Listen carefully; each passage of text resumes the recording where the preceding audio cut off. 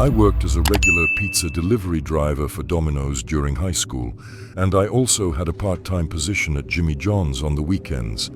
However, the latter was just a supplementary job.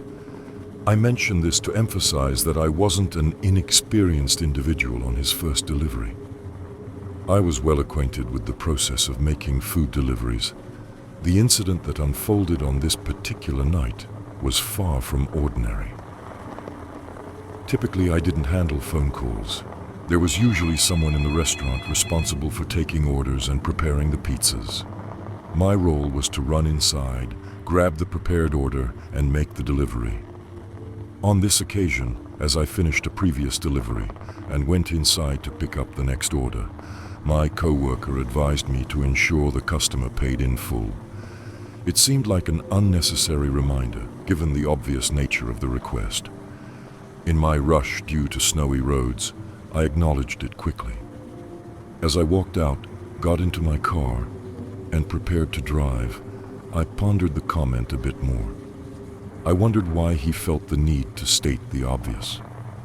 I concluded that it was probably just a precaution against customers attempting to get discounts. I began the drive, and if memory serves me right, the destination was just 10 minutes away from the shop. It was past 10 p.m., and the roads were mostly empty. However, as I pulled out of the parking lot, I noticed a car speeding up behind me, only to ease off and match my speed when close.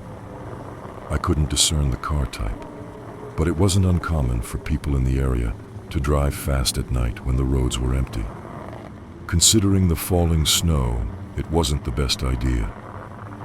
Despite keeping a casual speed, the car persisted behind me. The situation escalated when we reached a traffic light, and the other driver pulled into the lane next to mine. Though I typically focused straight ahead at traffic lights to avoid awkward eye contact, the occupant of the other car started yelling at me. Glancing over, I saw a man staring at me with his window rolled down. I broke eye contact, looked forward again, and pretended not to hear him, fiddling with the pizza bag as if searching through it.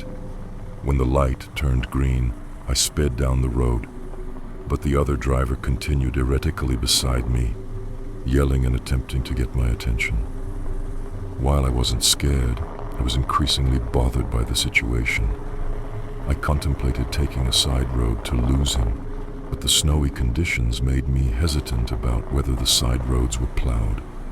Not wanting to get stuck in the snow with the aggressive driver, I decided to stay on the main road, just 1 to 2 minutes away from the customer's house. However, the other driver sped up, swerved into my lane, and abruptly cut in front of me. Slamming on the brakes only slightly slowed my car before it began to slide. Fortunately, the other driver faced the same issue and slid off the road into thick snow, almost completing a 180-degree turn. Adrenaline pumping, I continued down the road slowly, looking in my mirrors at the stranded car. I then increased my speed to put distance between us, considering he likely wouldn't be able to get out of the snow anytime soon. Feeling for leaving him but recognizing his ill intentions, I pulled into the customer's driveway. After knocking and ringing the doorbell with no response, I called my boss, who attempted to contact the customer. Confused, I observed the lights on in the house but received no answer. Putting the pieces together, I ran back to my car, drove out of the neighborhood through a different route to avoid the other driver, and informed my boss of the situation. I suspected that the customer was the aggressive driver, and my boss agreed, noting a feeling during their phone conversation, making him doubt the customer's intention to pay. I believed the driver's plan was to follow me out of the shop and coerce me to pull over for a potential robbery. It made sense that the man wasn't at home, as he had gotten stuck in the snow. While uncertain if my boss informed the police, there has been no contact from that individual with the shop since then. I was on the road during a small snowstorm and had been driving for about 8 or 9 hours already. I refer to it as a small snowstorm because there was more snow than a regular snowfall, but not as much as a typical blizzard. I was delivering a few pallets to a warehouse for the company I worked for, but I was ahead of time, so I didn't feel any need to go quickly, especially not with the snowfall. I was on a dimly lit highway with my brights on when I noticed a flashing and flickering light in the distance. As it got closer, I realized it was much larger and brighter. It was a deep red, and that's when I understood it was a fire. The falling snow made it challenging to determine if it was on the highway or off to the side, but either way, I was approaching it quickly. I attempted to brake slowly, but I misjudged the distance and pressed it down harder. The back trailer started to slide behind me, and I immediately let go of the brakes, causing it to straighten but jolt back, shaking the whole truck. It was terrifying trying to keep the truck from tipping over and avoid sliding into the fire. Upon getting closer, I realized the fire was off the side of the road, and it seemed to be centered in a single spot. I managed to stop the truck safely on the side of the highway. As I looked out the passenger window at the tree line, I could barely make out a small car at the center of the flames. I was in awe at the sight, never having seen anything like it. I quickly undid my seatbelt and got out, staying a safe distance away to see if anyone was hurt. I looked around for anyone but couldn't see anyone nearby. I feared the worst, that someone might be inside the car. I called the police, thankful to have enough service to reach them, but they were 15 minutes away, and firefighters and ambulances were even further. As I stood there in the cold, waiting for the police and observing the huge flame from what seemed like any other car, I began to wonder if it was intentional. I'm no detective, but it didn't look like an accident. My body shook at the thought, and as I turned around to return to my truck, a man called out from beside me. Two men, wearing face masks covering their mouths and noses, walked up to me. I greeted them and asked if they knew what happened. They shook their heads, odd considering I didn't see or hear them pull up. I started feeling a gut feeling and began walking, trying not to seem afraid. One of the men spoke strictly, and I turned back around to face the most terrifying thing in my life. A man with a handgun pointed right at me. I told him I would comply, and he instructed me to move and stand against the trailer. He aggressively patted me down, taking my wallet and phone, while the other man robbed the front of the truck. Tears welled up as I thought about my family, and I feared this might be the end for me. They likely robbed someone and set the car on fire, and I didn't see anyone else around. After a minute, the second man approached, whispering something in the gunman's ear. They rushed into the dark, disappearing through the thick snow. Shocked, I stood against the truck before running inside, locking the doors. Without my phone or wallet, I waited for the police to arrive. The incident became a big deal in the area, and they were caught, having robbed an old lady and burned the car to eliminate evidence. Though it happened many years ago, I was right about the intention behind the fire. I'm grateful to have survived, and my advice is that if you see something, stay in your car, lock the doors, and call the police. Trying to help may lead to becoming the one who needs help. I have worked as a taxi driver in the big city for over 15 years, specifically in Chicago. However, I used to live in Las Vegas and worked as a driver there as well. The incident I am about to recount happened years ago, before the existence or common usage of services like Uber.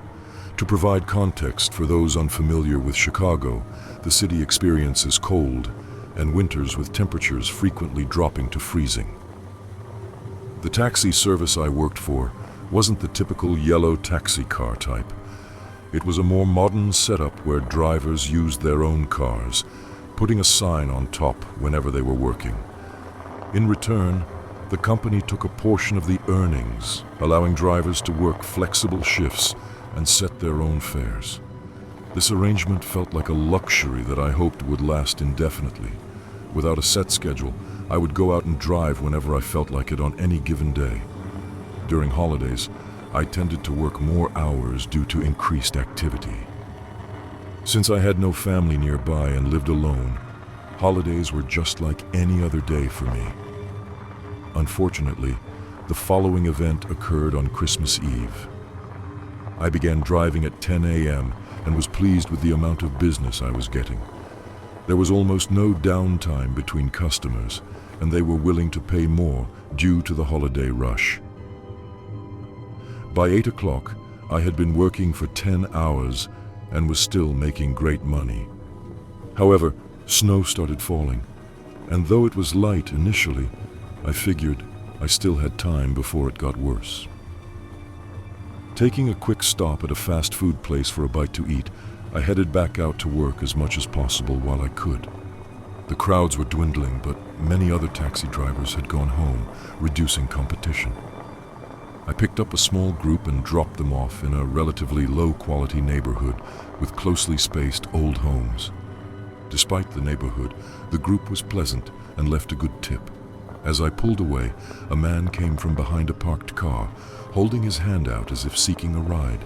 It was challenging to see him through the snow and darkness, but he appeared nervous, although not an uncommon sight in that area.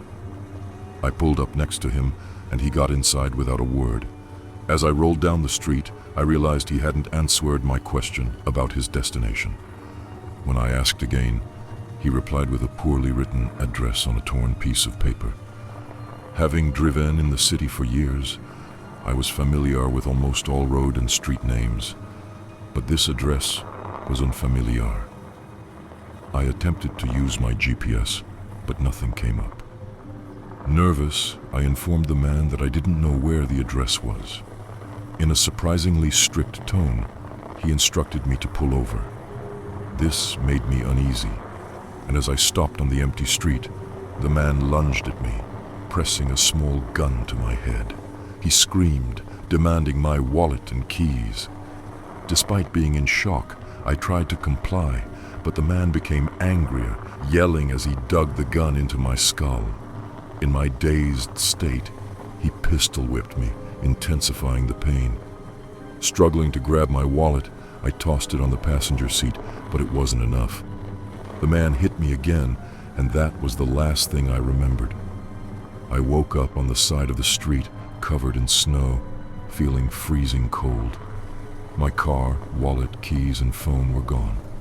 Shivering and in pain, I walked through the snow-covered sidewalks to a nearby gas station to seek help. My car was found a week later outside the city, abandoned on the side of the road.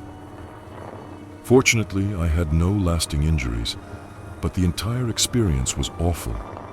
Getting a new phone, license, bank card, and dealing with the aftermath without my car was a hassle.